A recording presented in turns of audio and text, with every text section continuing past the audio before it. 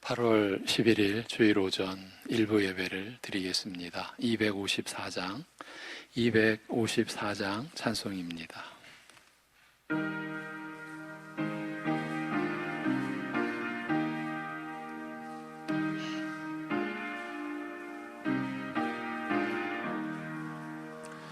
내 주의 보혈은 정하고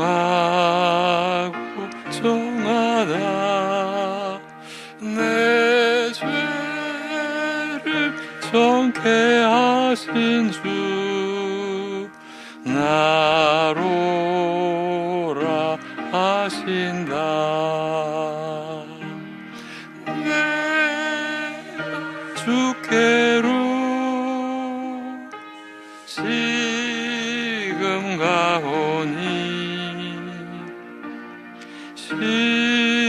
십자가의 보혈로 날 씻어 주소서. 약하고 주해도 주께로 나가면 힘 주시고 내 주함을 곧 씻어 주시네. 내가 주께로 지금 가오니 십자가의 보혈로 날 씻어 주소서. 나로라 하심은 온전한 믿음과 또 사랑함과 평안함 다 주려 함이라. 내가 주께로 지금 가오니 십자가의 보혈로 날 씻어 주소서. 큰 죄인 복받아 살 길을 얻었네. 한없이 넓고 큰 은혜 베풀어 주소서. 내가 주께로 지금 가오니 십자가의 보혈로 날 씻어 주소서. 그 피가 맘속에 큰 증거 됩니다. 내 기도 소리 들으사 다 허락하소서. 내가 주께로 지금 가오니 십자가의 보혈로 날 씻어 주소서.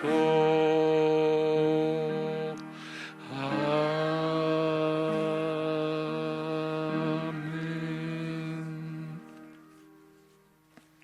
사도신경으로 우리 신앙 고백을 드리겠습니다.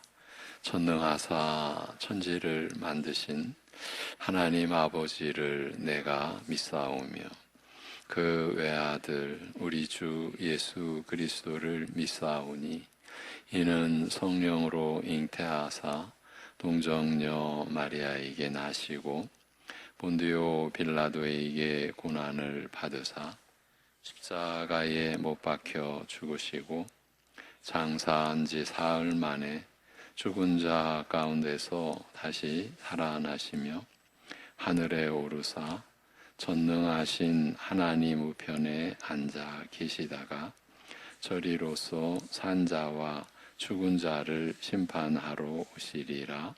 성령을 믿사오며 거룩한 공회와 성도가 서로 교통하는 것과 죄를 사하여 주시는 것과 몸이 다시 사는 것과 영원히 사는 것을 믿사옵나이다. 아멘.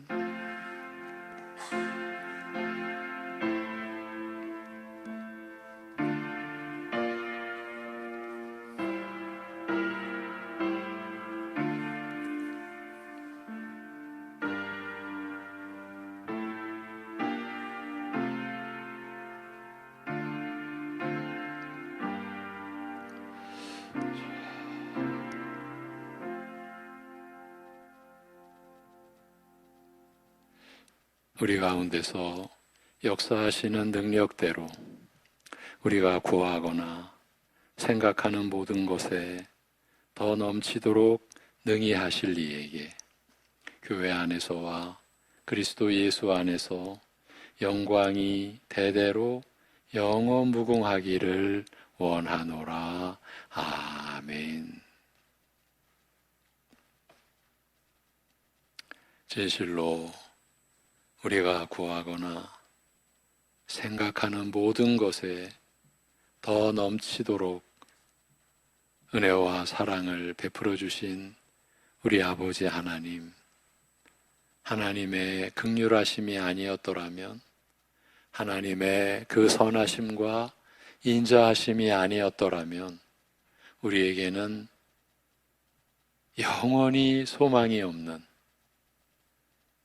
영원한 불행과 저주 속에서 쓰러져 가야 할 저희들이었는데, 이렇게 하나님 앞에 나올 수 있게, 하나님을 예배해 드릴 수 있게 우리를 인도하여 주시고, 그렇게 사랑하여 주시고 여전히 함께하여 주심에 감사드립니다. 우리의 예배를 받아 주시옵소서. 그리고 예배하시고 작정하신 은혜를 우리 안에 베풀어 주시옵소서. 예수님의 이름으로 기도하옵나이다. 아멘. 일어나셔서 43장 찬송 드리겠습니다.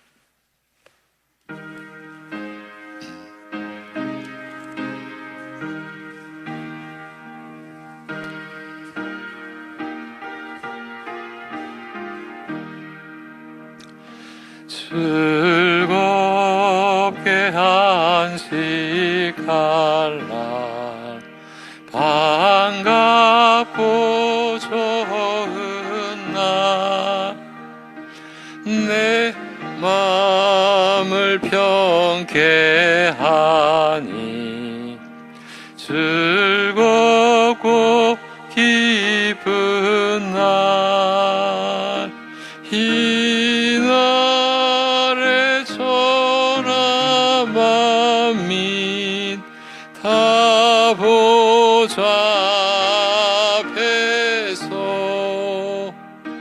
참되신 삼위일체 다 찬송 부르네. 이 날에 하늘에서 새 양식 내리네.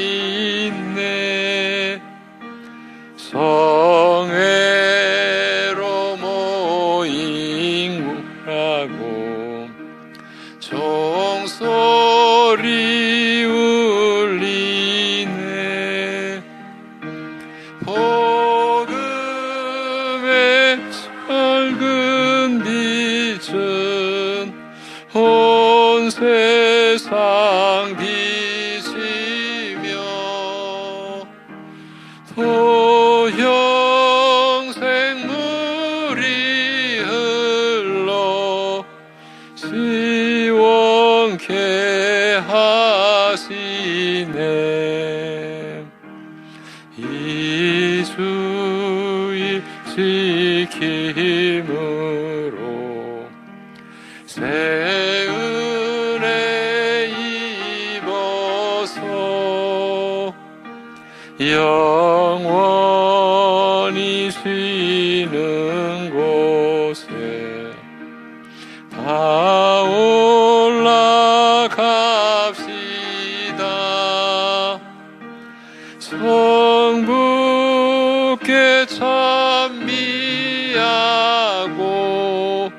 성자와 또 성령 참되신 삼위일체 다 찬송 부르세.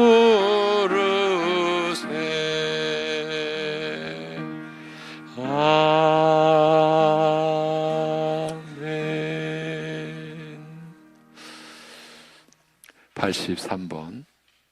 83번 교동문 빌립보서 4장입니다. 주 안에서 항상 기뻐하라. 내가 다시 말하노니 기뻐하라.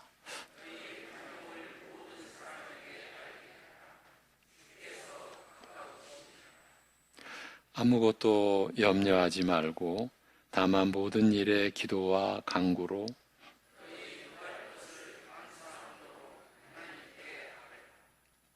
그리하면 모든 지각에 뛰어난 하나님의 평강이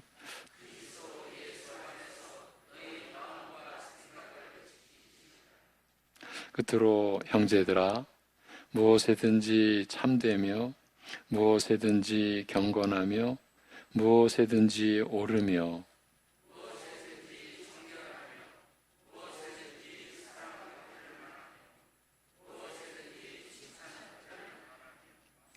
무슨 덕이 있든지 무슨 기림이 있든지 이것들을 생각하라.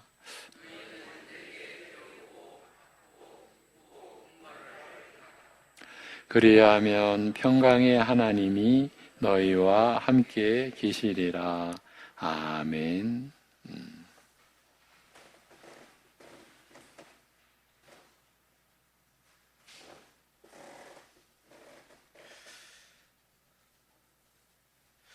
온 천지와 그 가운데 있는 만물을 그 손으로 창조하시고 그래서 그 모든 것들의 주관자 되시는 하나님 아버지, 그러하기에 저희가 무엇이 부족한 것처럼 하나님께 드릴 것 아무것도 없으며 오직 하나님께서 이러한 저희들을 너무나도 사랑하시기에 날마다 생명과 호흡과 모든 복된 것들을 주시는 줄을 믿습니다.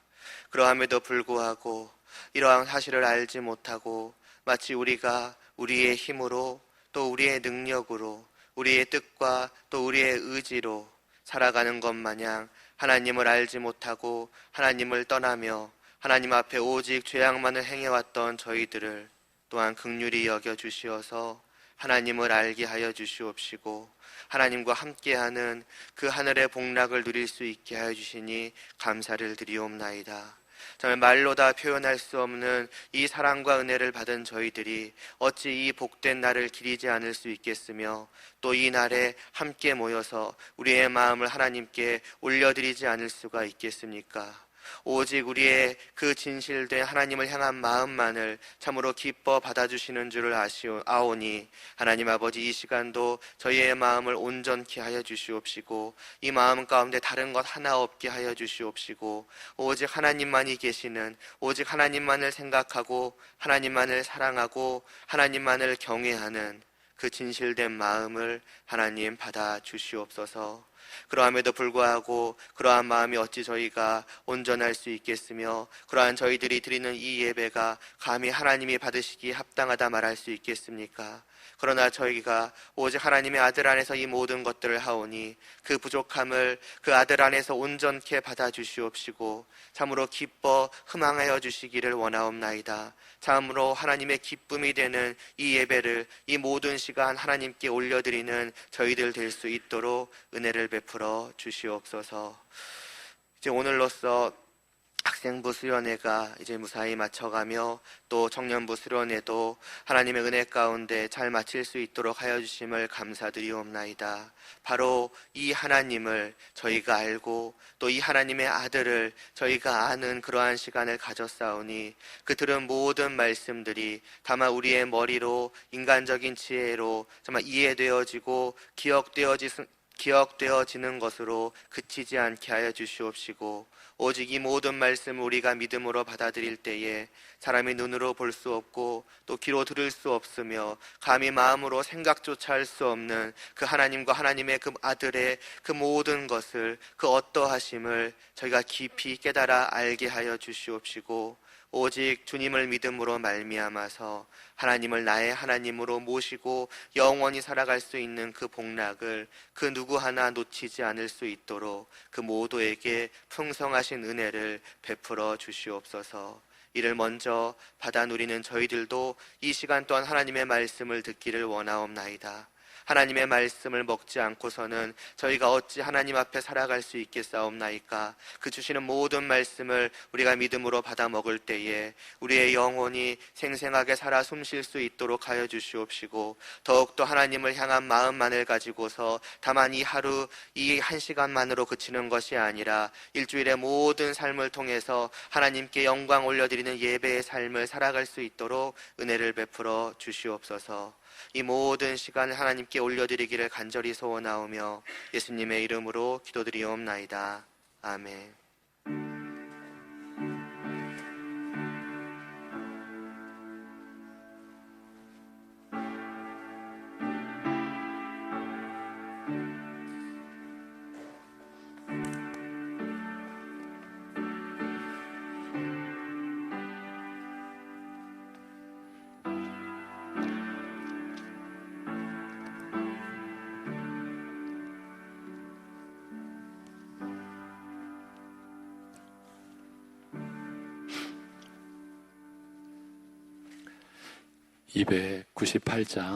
(298장) 찬송입니다.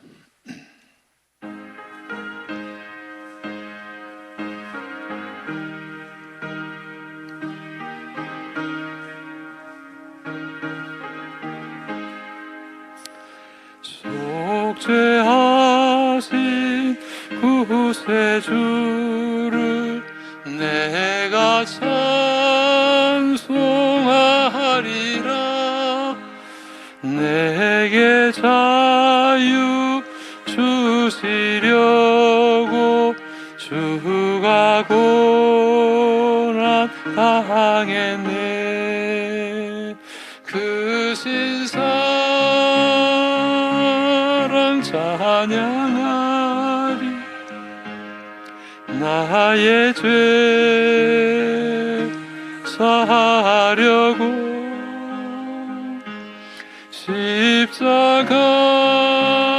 십자가에 죽임당한 나의 주 찬양하리. 내가 구원받은 증거 기뻐 선포하리라.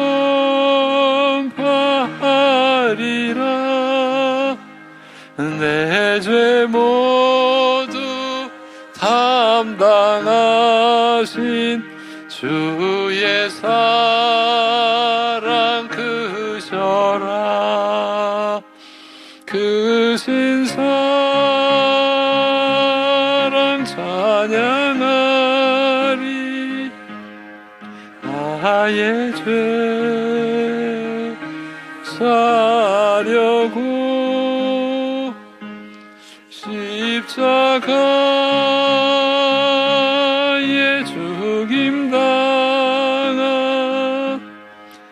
나의 주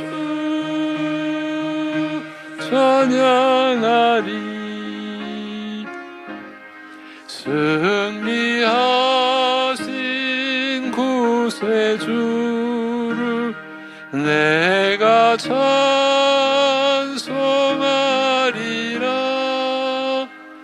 죄와 죽음 지옥 권세 주가 모두 이겼네.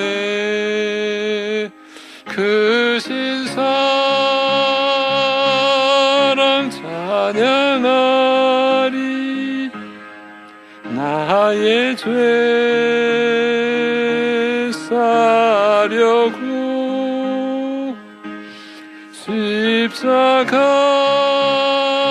십자가에 죽임당한 나의 주 찬양하리. 고마우신 구세주를 내가 찬송하리라.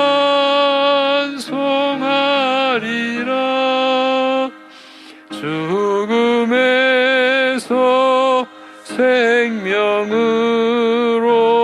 나를 인도하셨네. 그 신사랑 찬양하리. 나의 죄 사려고 십자가에 죽임당한 나의 주 찬양하리.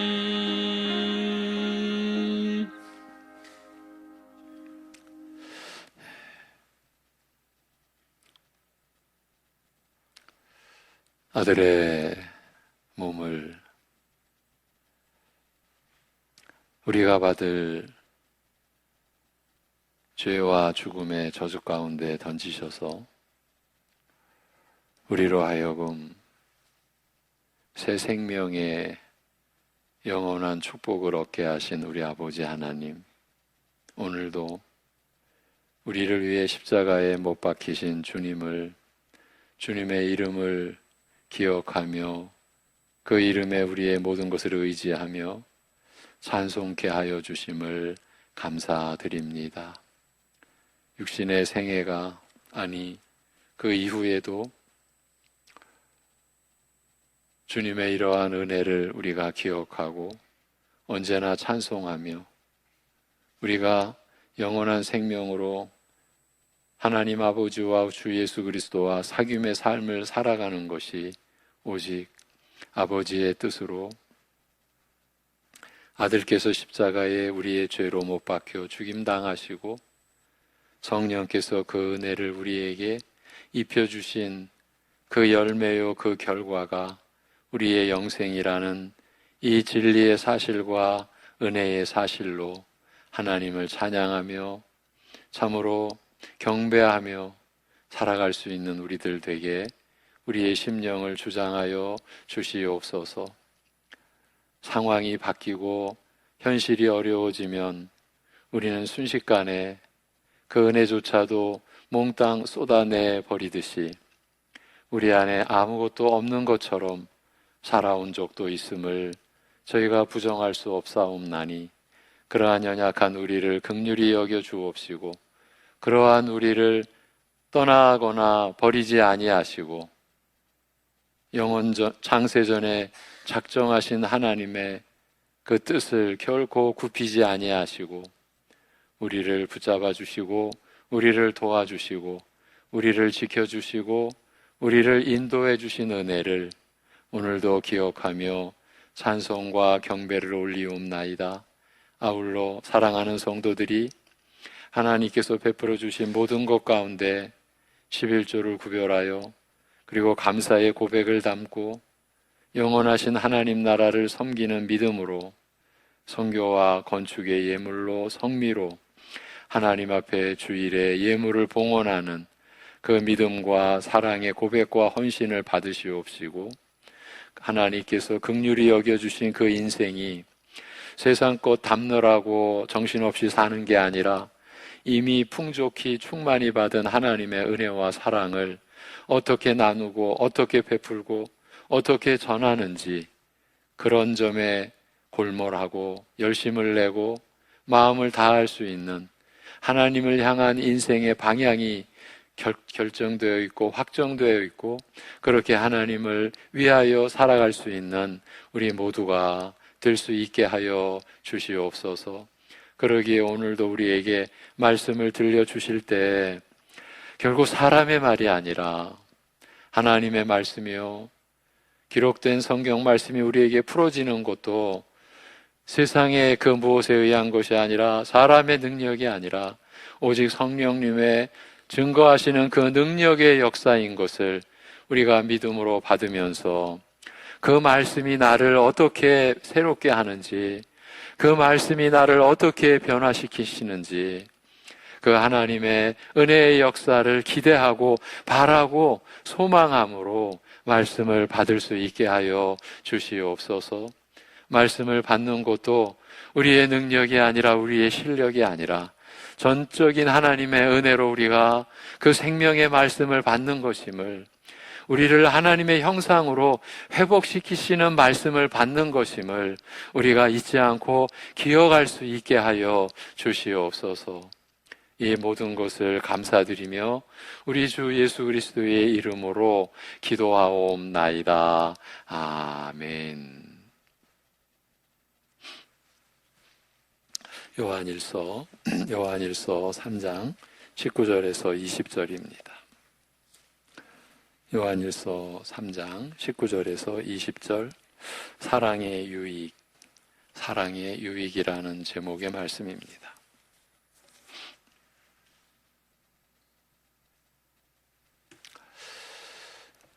이로써 우리가 진리에 속한 줄을 알고 또 우리 마음을 주 앞에서 굳세게 하리니, 이는 우리 마음이 혹 우리를 책망할 일이 있어도 하나님은 우리 마음보다 크시고 모든 것을 아시기 때문이라.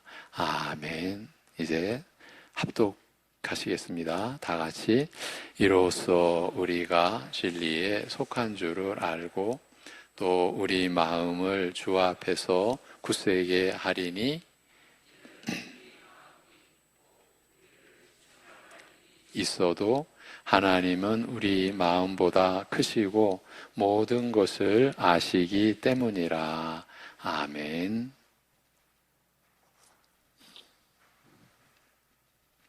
요한 사도는 요한일서 3장에 들어서서 주님과 깊은 사귐을 갖는 자들에게는 의와 사랑이 그들의 삶에서 중요한 두 기둥이 되어 있다고 했습니다. 의와 사랑, 우리의 마음의 두 기둥이다.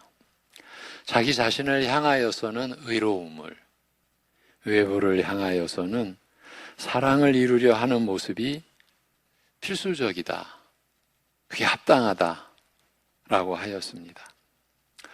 그러면서 이제 10절 이후로는 사랑에 대한 진리를 우리에게 알려주고 있습니다.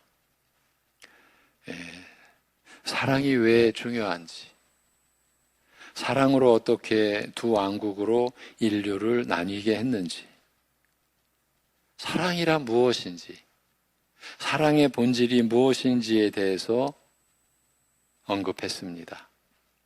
지난주 나눴던 17, 18절에서는 그 사랑에 대해 우리가 주의해야 할 점에 대해 알려주었습니다. 주님이 보여주시는 완전한 사랑을 처음부터 이루지 못했다고 낙심해서는 안 되고, 우리는 자기가 가진 작은 것부터 나눠주면서, 자기가 가진 것을 나눠주는 거죠. 작은 것부터 나눠주면서 점점 완전하고 장성한 사랑으로 나아가야 한다는 점. 그래서 자신의 작은 것 때문에 낙심해서는 안 된다. 그것이 첫 번째 주의사항이었습니다. 또 하나는 이제 모조품에 속지 마라. 행실에까지 나타나지 않는 것을 사랑으로 여기는 잘못을 범하지 않아야 한다. 이것이 두 번째 주의사항이었습니다. 사랑은 반드시 진리를 따라 행함에까지 나타나야 온전한 사랑이라고 했습니다. 세상이 말하는 사랑이 아닙니다. 자기가 생각하는 사랑이 아닙니다.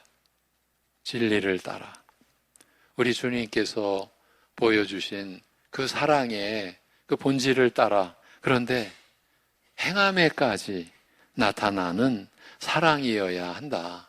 그래서 모조품에 평생을 허비하지 말라, 이런 말씀이었습니다. 오늘 본문은 그와 같이 10절부터 계속되어 온 말씀을 받는 것입니다. 이어받는 것입니다. 19절부터 24절까지의 말씀은 우리가 이와 같은 의미의 사랑을 따라 이 사랑을 순종했을 때 거기서 알 수 있는 중요한 사실들이 무엇인가, 우리에게 진리를 따라 행해지는 사랑이 수행되었을 때, 그 사랑이 펼쳐졌을 때 거기서 나타나는 중요한 사실들, 우리에게 주어진 유익들이 무엇인가, 이제 이 점을 사도가 언급을 합니다. 우리가 이 형제 사랑을 행하는 것은 우리에게도 어떤 유익들을 가져다 준다는 말입니다. 여러분, 세상이 주는 유익이 아닙니다. 사람이 주는 유익이 아닙니다. 창조주 하나님께서 그런데 아들까지 죽이셔서 여러분에게 유익을 주시는, 그 하나님이 주시는 유익입니다. 그 유익은 이것입니다. 이로써 우리가 진리에 속한 줄을 안다. 여러분, 너무 중요한 내용입니다. 이로써 우리가 진리에 속한 줄을 아나니, 진리에 속한다는 것은 하나님 안에 거한다는 것이고 하나님 나라에 속해 있다라는 말입니다. 그 확신을 계속적으로 가질 수 있다는 것입니다. 사도는 행함과 진실함으로 사랑하는 신자라면 누구나 자신들이 하나님께 속해 있음을 확신할 수 있다고 말하고 있습니다. 여러분, 나 교회에 속했다고, 나 예수 믿는다고, 그렇게 자신의 신앙을 스스로 나타내기도 하고 고백하기도 하는데, 그런데 살아가는 것은 자기 생각대로, 자기 뜻대로 살아간다? 여러분 스스로가 답을 한번 해보십시오. 그랬을 때 내가 예수를 믿는다라는 것이 과연 진실된 것인가? 이게 옳은 건가? 지금 그 대목이에요.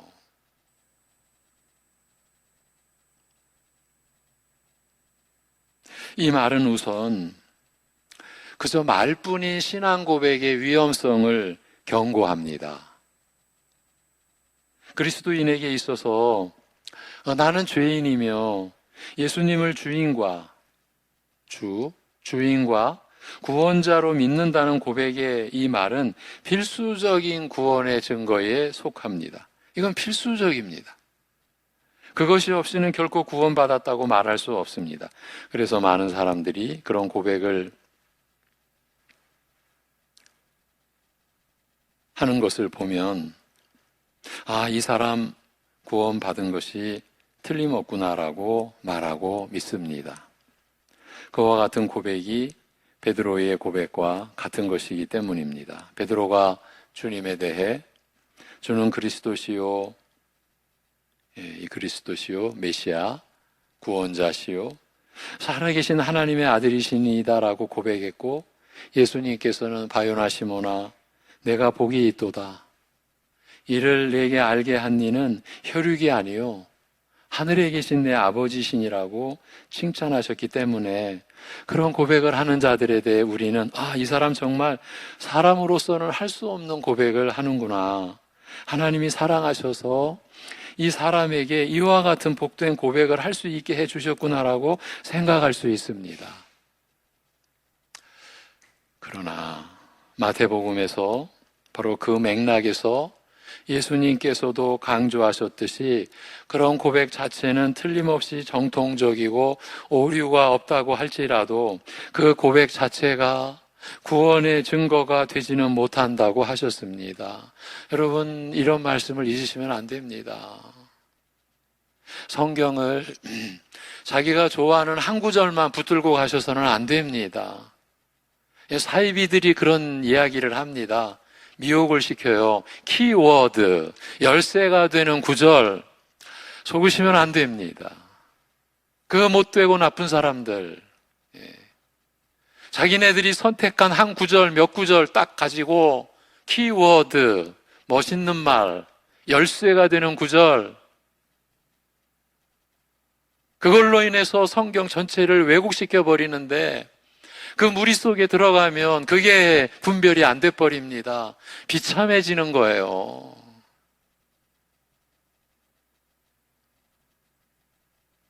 지금 그 맥락에서 예수님께서 그 고백 자체가 구원의 증거가 되지는 못한다라고 하셨습니다.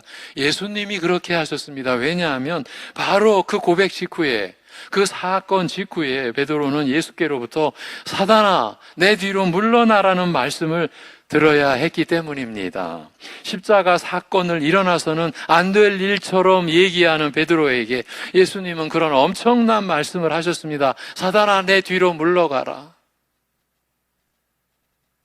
내가 너희들을 위하여 죽어야 한다라고 하시니까 베드로가 그런 일이 있어서는 안 됩니다.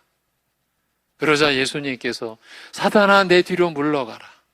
이런 일이 있기 바로 직전에 베드로는 주는 그리스도시요 살아계신 하나님의 아들이십니다라는 고백이 있었지 않습니까?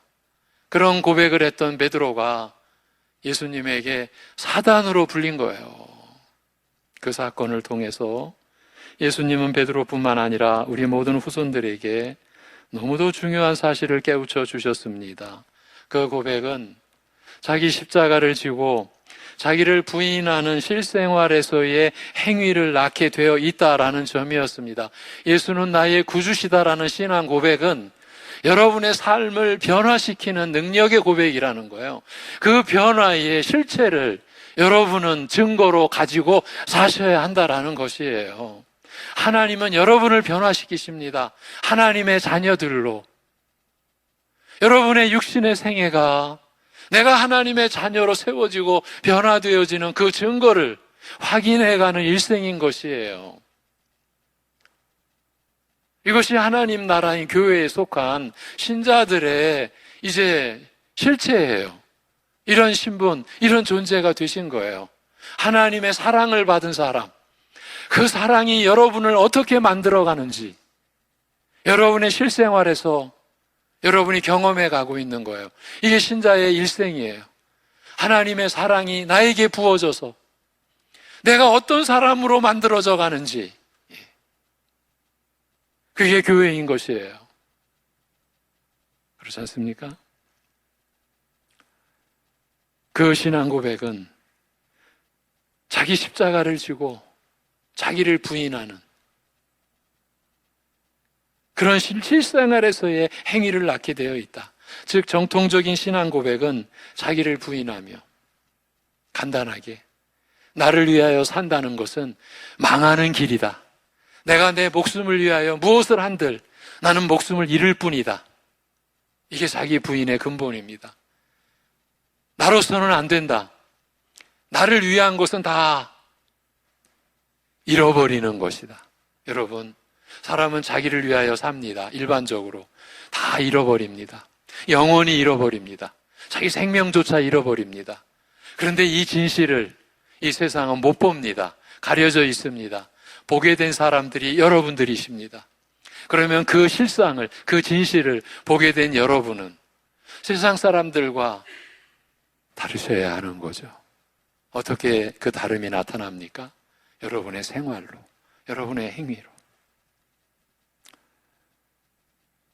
정통적인 신앙 고백은 자기를 부인하며 자기 십자가를 지고 주를 따르는 실생활과 결코 분리되지 않는다는 의미였습니다. 그것을 통해 예수님은 정통한 신앙 고백만 가지고 구원받을 수 없으며 심지어 그렇게 정통한 신앙 고백도 마귀가 악용할 소지가 있음을 밝혀주셨습니다. 정통한 신앙 고백은 정통한 행동을 낳게 되어 있습니다. 정통한 신앙 고백은 절반의 증거일 뿐입니다. 신앙 고백마저 정통하지 못한다면 그는 아무 소망도 없는 사람일 뿐입니다. 그러나 정통한 신앙 고백을 했더라도 그것만으로 그치고 그 이후에 어떤 다른 것도 보여주지 못한다면 그는 자신이 하나님께 속한 자임을 확신할 수 없습니다. 진리에 속한 자임을 확신할 수 없다는 말입니다. 성도는 자신의 신앙을 여기까지 확인해야 하는 거예요. 생활에까지 확인해야 하는 거예요. 즉 행함과 진실함으로 형제를 사랑하느냐는 것이에요. 진실로 내가 하나님의 사랑으로 가족을 사랑하는가? 이건 신자들만이 할 수 있는 물음이에요. 가족을 사랑하는 것도 그냥 사랑이 이루어지지 않아요. 우리는 그 면도 경험해 왔잖아요. 우리가 살아가면서 겪는 어쩌면 가장 큰 고통은요, 가정 안에서 겪는 아픔이에요. 우리가 더 크게 경험해온 분들도 계시고, 작더라도 우리가 느껴왔던 아픔, 가정 안에서 갖는 아픔 가정 안에서 겪는 아픔 아닙니까?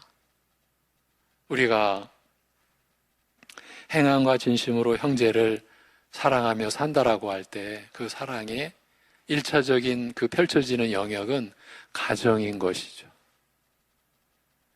형제 사랑이 있으면 그의 정통한 신앙 고백이 진실함을 확신할 수 있습니다. 형제 사랑의 행실은 그가 진리에 속한 줄을, 하나님 나라에 속한 줄을 알게 해줍니다.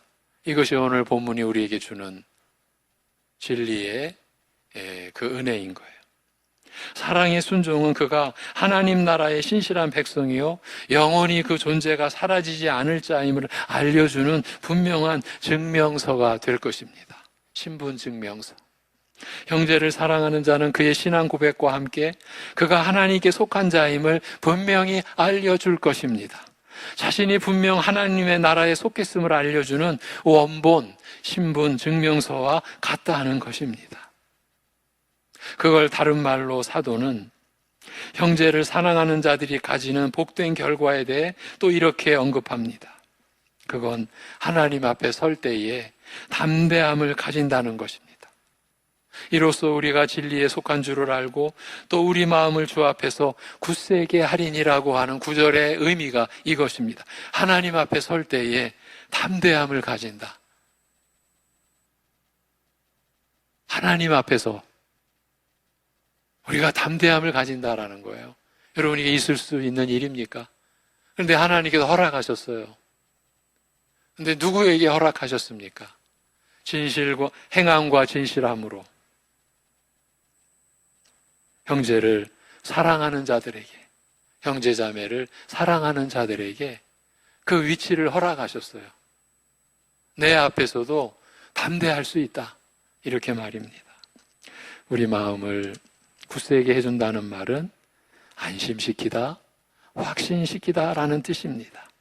하나님의 백성 중에 속했다는 사실을 확신하게 되어 사람 마음이 쉽게 요동치는 것을 막아준다라는 뜻입니다. 잠깐 우리 마음에 대해서 한번 훑어보겠습니다.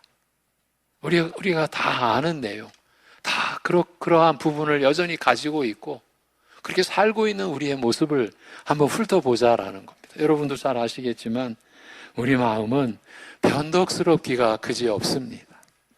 어제 좋았다가도 오늘 좋지 않습니다. 아침에 은혜 받은 것을 감사했다가도 오후에 무슨 일이 생기면 그 마음이 원망으로 바뀌기가 십상입니다.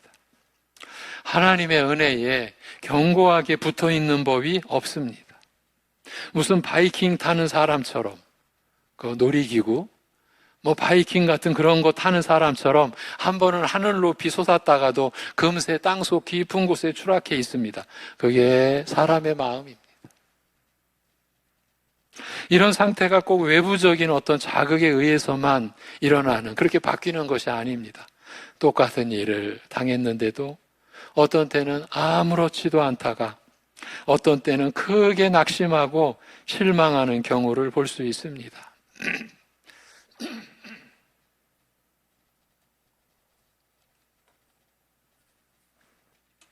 지지난주에 우리 선교사님들을 좀 돕는, 섬기는 모임을 하루 종일 가졌을 때 한 선교사님의 아픔을 우리 이제 목사님들이 함께 들으면서 너무나 참 그 아픈 마음이 전달되어지는, 어떻게 저 선교사님과 그 가정을 도와야 되는가. 사실 부모가 하나님의 부르심을 받아서 선교 지역으로 갈 때 자녀들은, 그 어린 자녀들은 자신들의 소명이 아니잖아요. 그 속에서 그 자녀들이 겪는 아픔은 참 커요.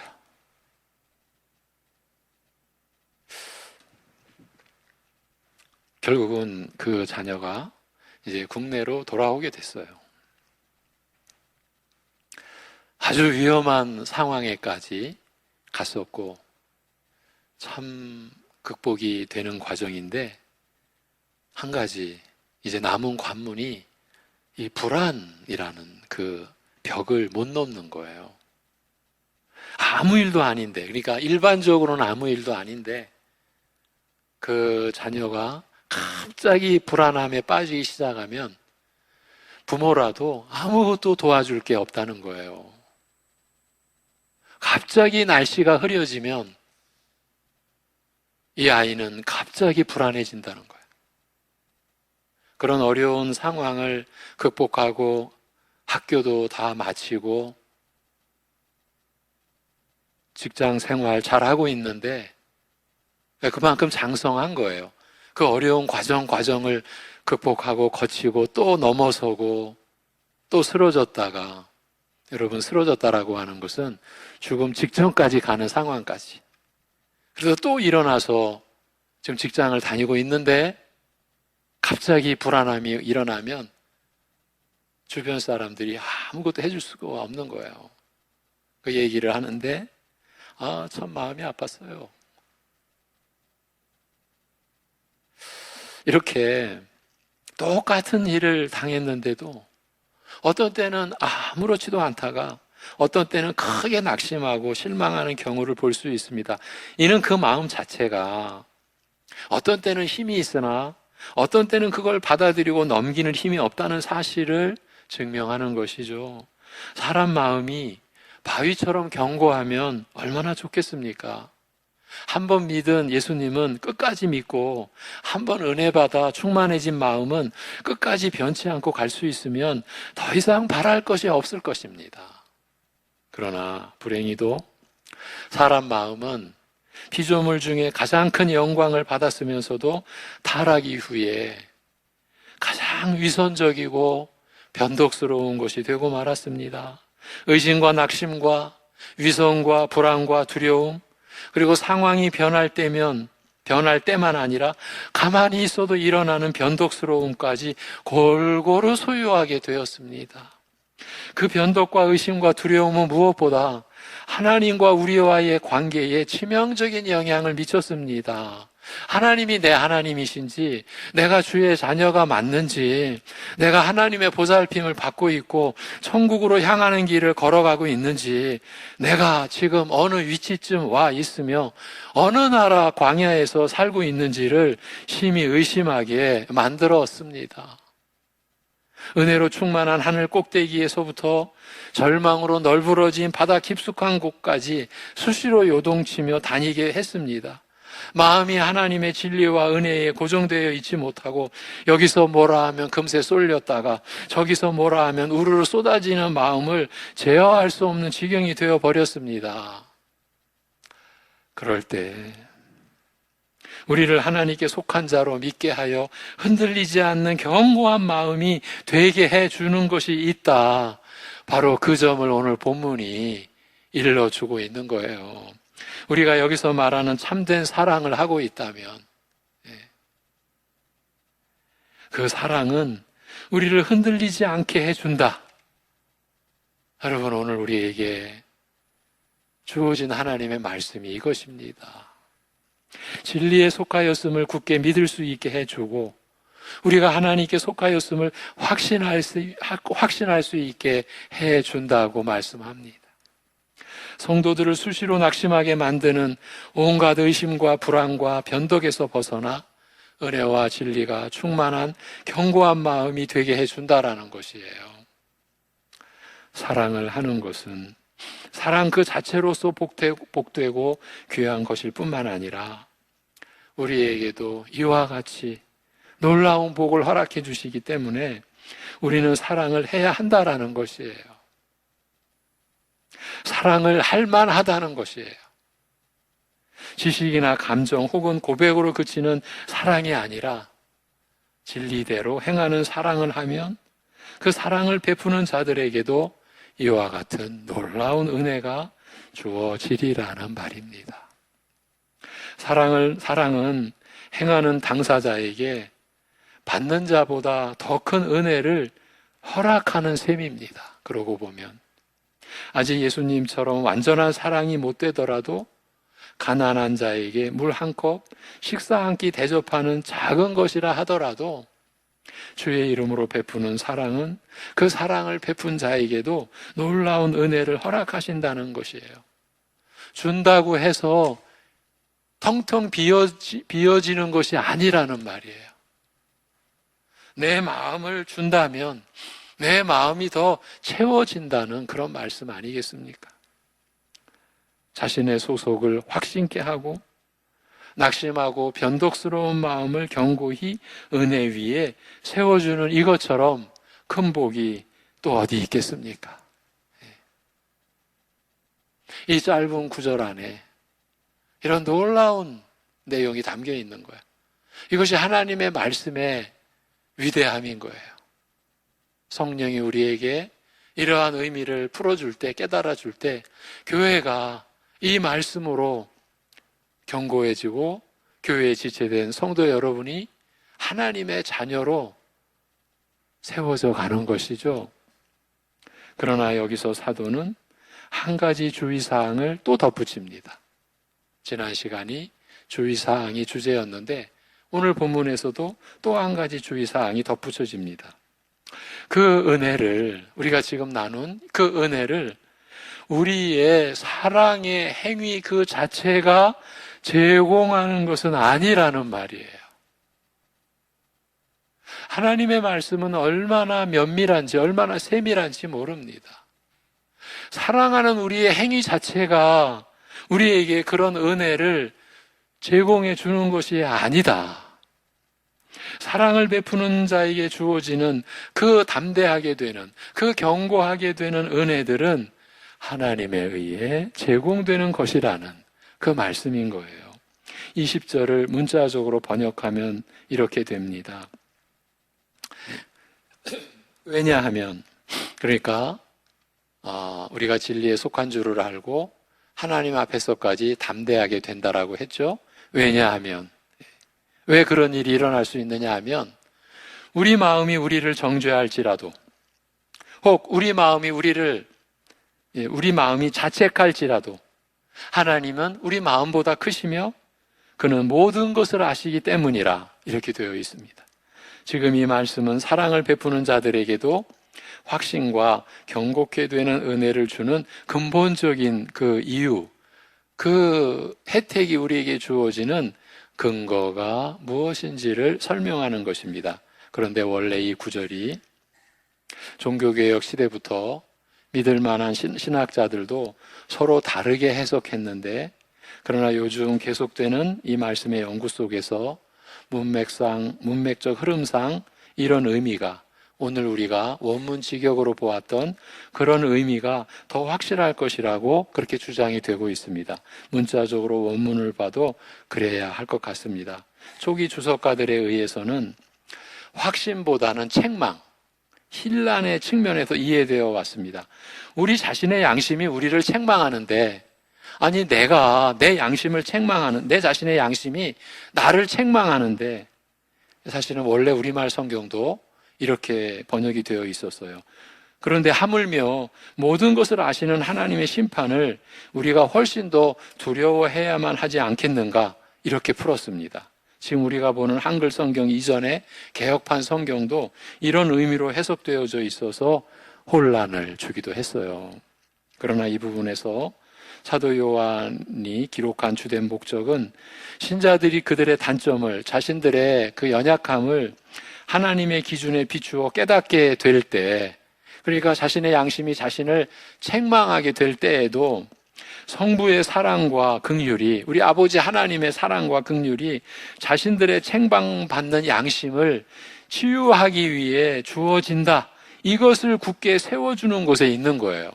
바로 이것을 목적으로 이 구절을 요한은 기록했다라는 것이에요. 요한은 교인들의 마음을 소름 끼치게 하려는데 중점을 둔 게 아니라, 관심을 둔 게 아니라는 거예요.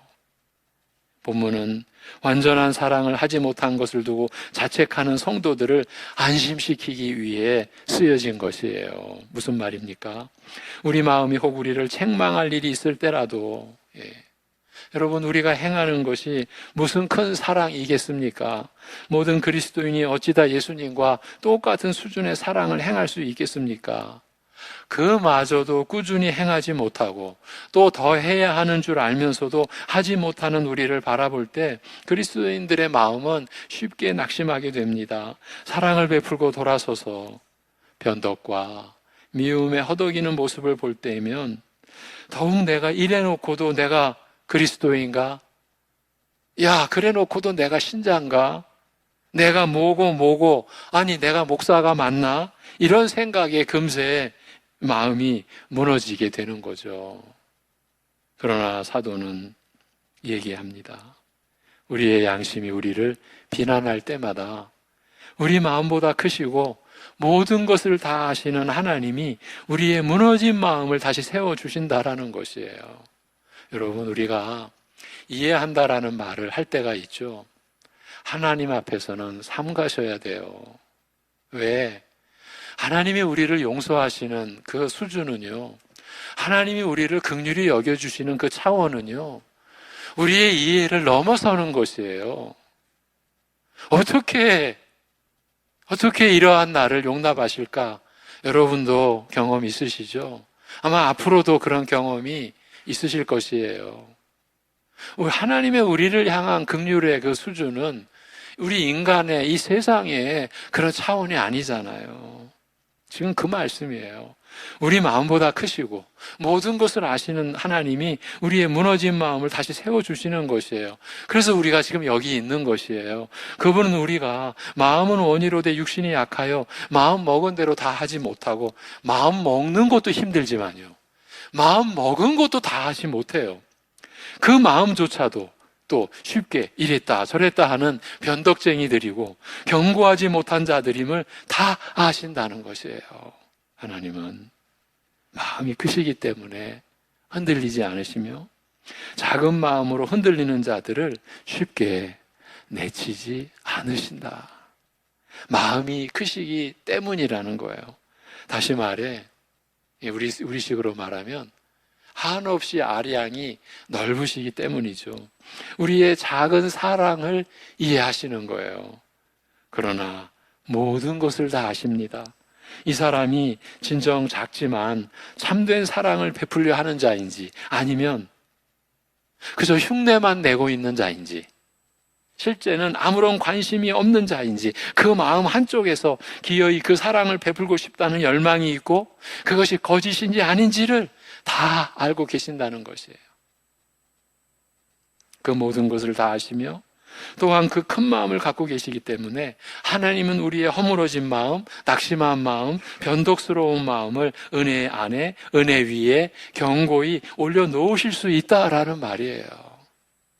우리가 아주 작은 사랑이라도 진실로 주의 사랑을 본받아 행함과 진실함으로 사랑을 베풀려 한다면 그것을 귀히 여기시고, 여러분이 누군가, 여기 함께하는 교우 누군가를 위해 그 교우분이 알든 모르든 여러분의 골방의 시간, 여러분의 기도의 시간, 그곳에서 그한 어려움을 겪는 형제, 자매의 어려움을 놓고 기도할 때 하나님은 여러분의 그 마음을 받으신다라는 거예요. 그 마음을 귀히 여기신다라는 거예요. 그리고 그 기도를 사용하신다라는 거예요.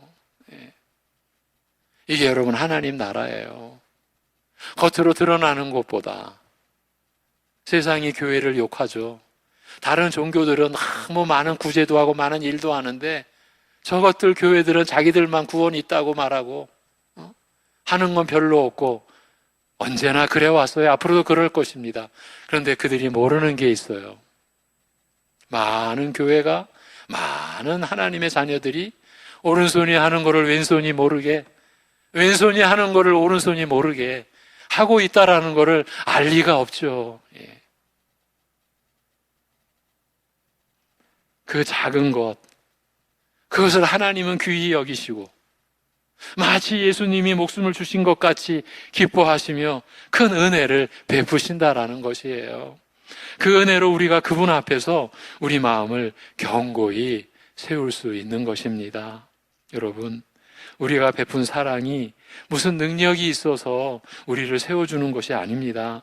그걸 빌미로 하나님이 우리 마음을 견고히 서게 해주시는 것이에요. 그 작은 것을 가지시고, 그리스도인의 좀 더 깊은 이러한 확신의 방법들은, 확신을 가질 수 있는 이러한 방식들은 이처럼 마음이 크시고 전지하신 하나님에 의해 제공이 되는 것이에요. 행동에 옮겨진 사랑은 하나님께서 성도 한 사람 한 사람에게 이와 같은 영적 확신을 제공하는 기반이 되는 것이에요.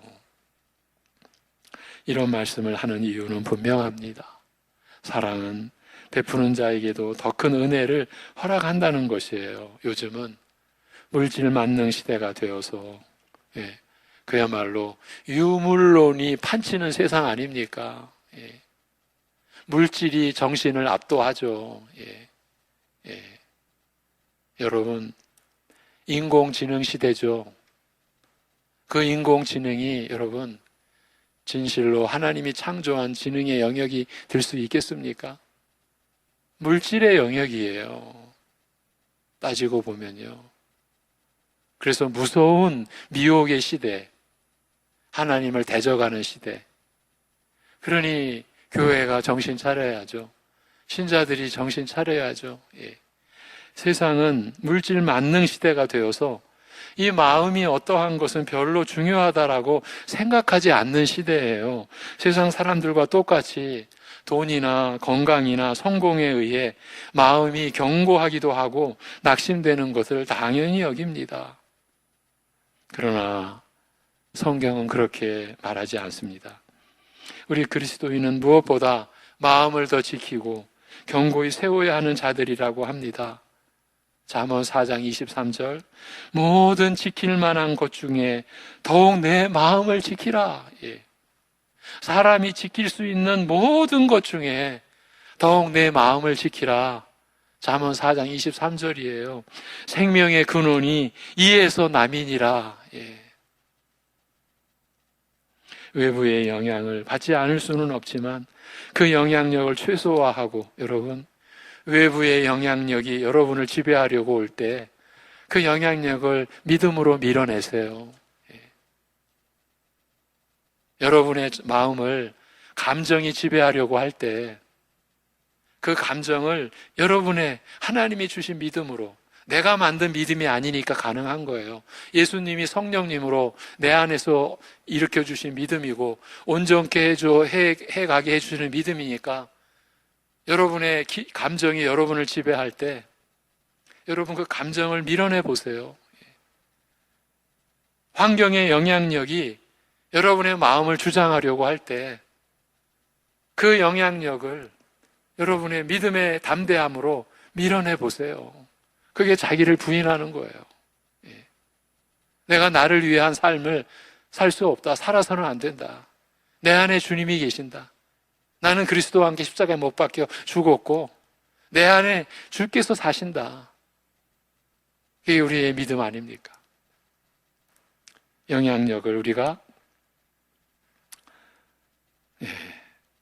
온전히 거부할 수 없는 그런 환경에 살지만, 그리고 그 영향을 받지 않을 수는 없지만 그 영향력을 최소화하고 무엇보다 진리와 은혜의 경고케 하심을 따라 든든히 서 있는 마음, 이 마음을 하나님께서 찾고 계십니다.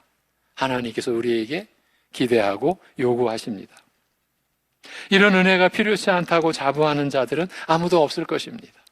그런 위인이라고 자부하는 이가 없어야 당연합니다. 아담의 타락 이래로 가장 영광스러운 형상으로 창조된 사람의 마음이 가장 흉측한 형태로 일그러지고 왜곡되고 부패했기 때문입니다. 그 마음이 견고하게 은혜와 진리 위에 굳게 서는 것을 하나님이 귀히 여기십니다. 심지가 굳은 사람을 하나님이 귀히 여기십니다.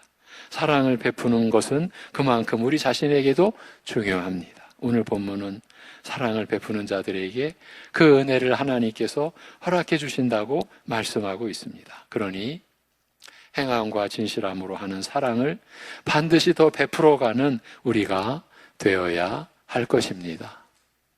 기도하겠습니다.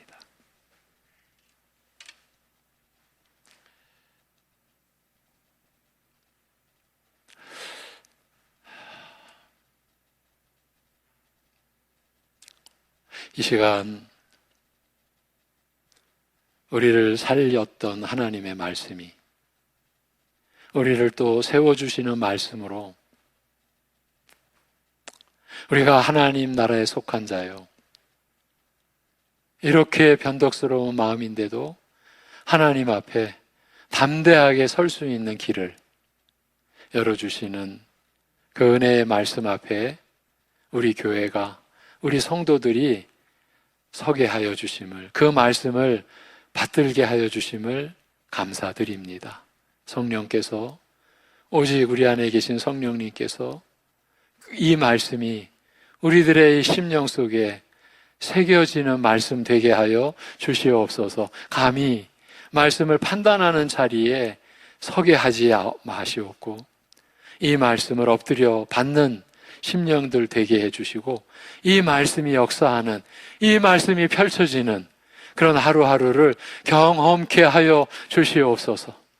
아버지 하나님, 우리가 형제를 행함과 진실함으로 사랑할 수 있는 것이 얼마나 놀라운 생애인가를, 우리가 지금까지 가져왔던 관계도 주님의 사랑으로, 나 같은 것을 위해 목숨을 내버리신 그 주님의 사랑으로 지금까지 가까웠던 관계도, 가족 관계도 새롭게 비춰보고 새롭게 돌아보면서 우리가 얼마나 어떻게 더 진실로 행함으로 사랑할 수 있는지 그 사랑의 길을 찾고 그 사랑의 방법을 하나님 앞에 구하고 하나님이 주시는 지혜로 그 사랑을 우리가 펼칠 수 있는 우리의 삶이 되고, 그래서 우리를 조롱하고 우리를 욕하는 이 세상 사람들을 향하여 살 길이 있다고, 이렇게 하나님의 사랑을 받아 누리는 그 삶이 있다고, 진정한 사람의 행복의 길이 여기에 있다고, 그 사랑과 그 은혜는 영원한 것이라고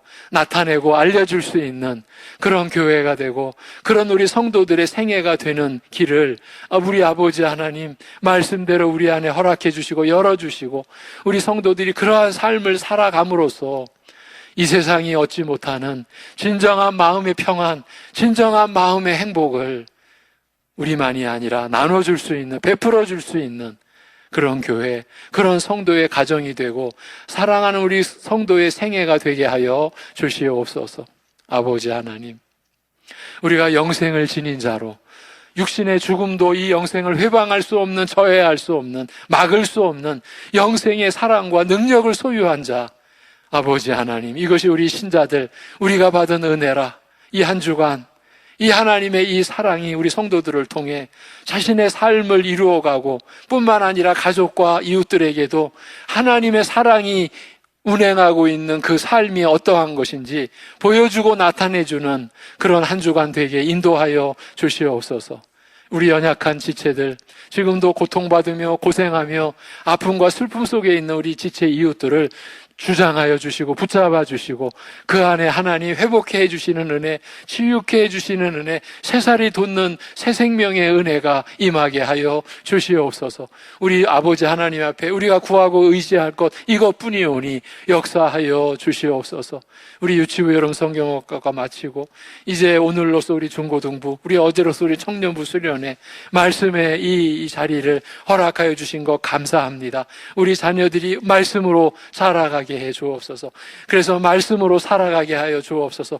우리 부모 때보다 몇 갑절의 강건한 믿음으로 이 세상을 향하여 예수님만이 우리를 살리신 분이라고, 우리의 영원한 죄악과 죽음이 예수님으로 말미암아서 온전히 씻음받았다고, 용서받았다고, 이런 살 길이 있다고 이 세상에 자신들의 삶을 통해 나타내고 보여주는 그러한 우리 자녀들의 생애가 되도록 축복하여 주시옵소서. 이 모든 것을 주께 감사드리며 우리 주 예수 그리스도의 이름으로 기도하옵나이다. 아멘. 찬송 317장 찬송입니다. 317장입니다.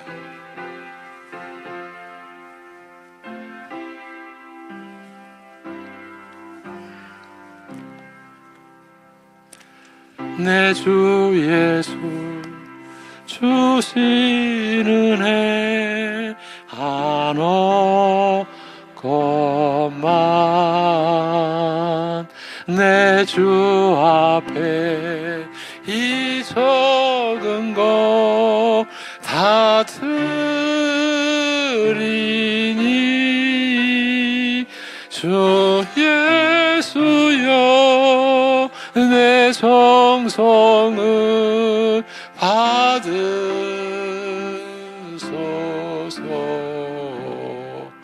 주 날 위해 보배로운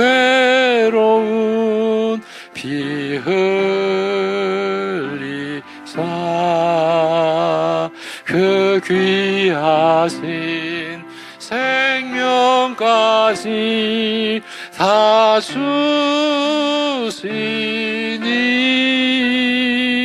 내 천한 몸이 생명을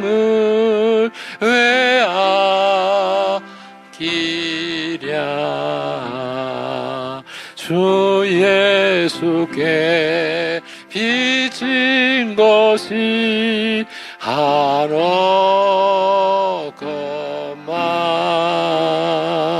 나 주 위해 드린 것은 참 적으니 주 예수여 너그럽게 보옵소서. 날 위하여 십자가에 피 흘리신 주 예수의 은혜로서 인치시고 내 모든 것 주의 소유 삼으소서.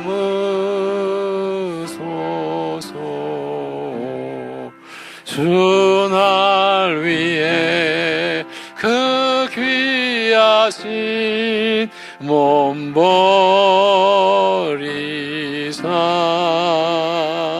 이 내 몸을 피값으로 사셨으니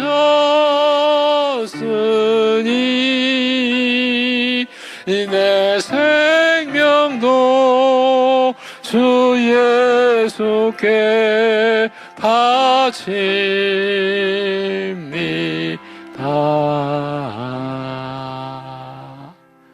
아멘. 교회 소식입니다.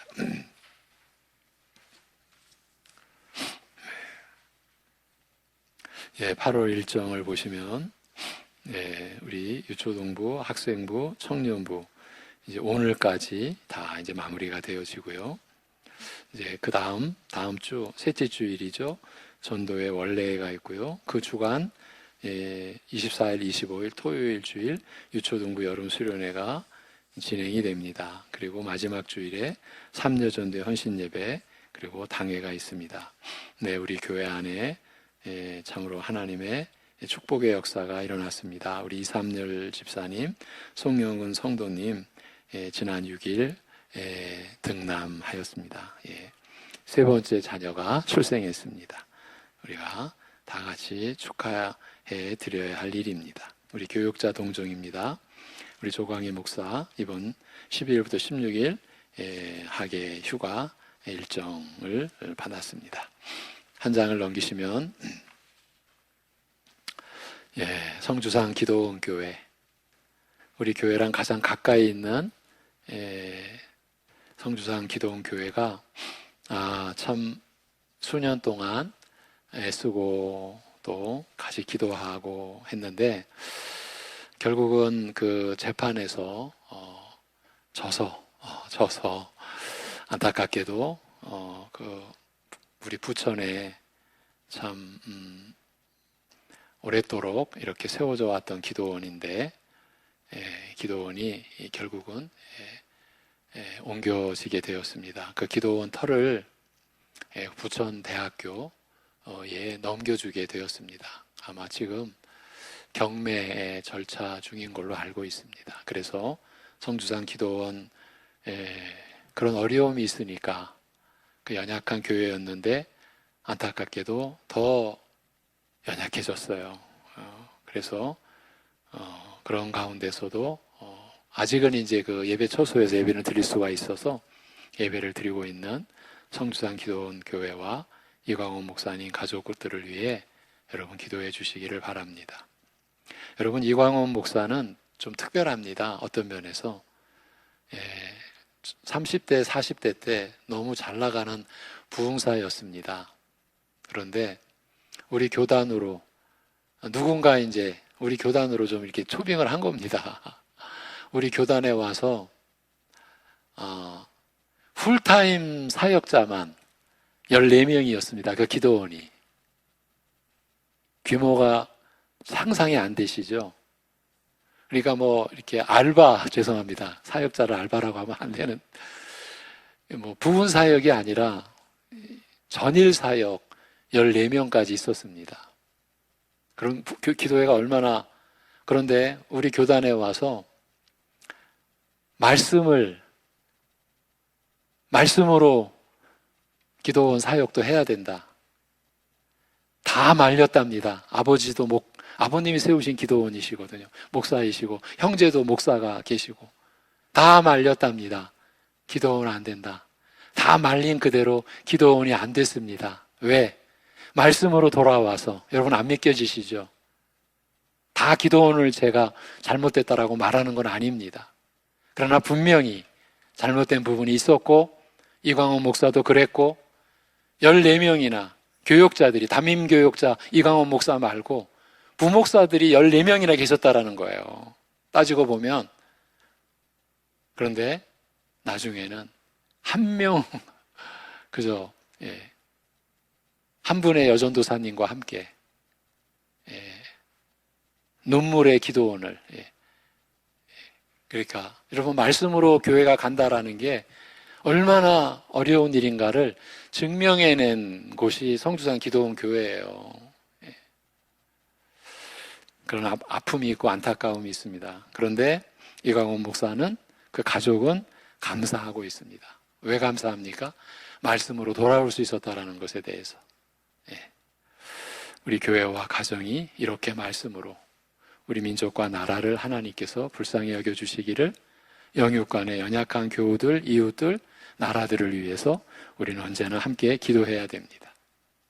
우리가 지금 기도하고 있는 우리 연약한 우리 성도님들 지난 주간도 잘 이겨내시고 계십니다. 에베소서 4장 15, 16절, 에베소서 4장 15, 16절 묵상구절 읽고 축도함으로 예배를 마칩니다. 시작. 오직 사랑 안에서 참된 것을 하여 범사에 그에게까지 자랄지라. 그는 머리니 곧 그리스도라. 그에게서 온몸이 각 마디를 통하여 도움을 받음으로 연결되고 결합되어 각 지체의 분량대로 역사하여 그 몸을 자라게 하며 사랑 안에서 스스로 세우느니라. 아멘. 축도하겠습니다. 우리를 구속하신 주 예수 그리스도의 한없으신 은혜와 그 아들, 그 독생자를 우리가 받을 영원한 저주에까지 내던져 주신 우리 아버지 하나님의 말로 다할 수 없는 사랑하심과 우리 안에 영원히 거주하셔서 그 은혜를 끊임없이 베푸시고 그 사랑 안에서 세워져 가도록 하시는 성령님의 교통하심이 참된 사랑을 가르쳐 주시는 말씀 앞에 참된 사랑을 행하는 진실된 신자의 그러한 모습을 가르쳐 주시는 말씀을 붙들고 지금까지 살아온 이들과 이러한 말씀을 붙들고 신앙생활을 해야겠다고 다짐하는 이들과 그러한 믿음을 어떻게 지닐 수 있는지 그 믿음을 구하는 이들 안에까지 영원토록 함께 하시기를 주님의 이름으로 축원하옵나이다. 아멘.